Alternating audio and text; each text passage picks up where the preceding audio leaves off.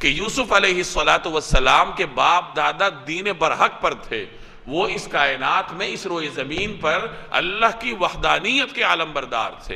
तो इसलिए यूसुफ अलैहिस्सलाम अपने बाप दादा के दीन पर थे, और मुशरिकीन के बाप दादा शिर्क पर थे। तो उनको कहा गया कि बाप दादा की इताअत न करो, उनकी पैरवी न करो, क्योंकि वो बगैर किसी दलील के शिर्क करते थे, और तुम भी उसी रास्ते पर चलोगे तो गुमराही का शिकार होगे। इसका मतलब ये हुआ कि बाप दादा के पीछे चलना बजाते खुद कोई मजमूम नहीं है। देखा यह जाएगा कि बाप दादा हैं कौन।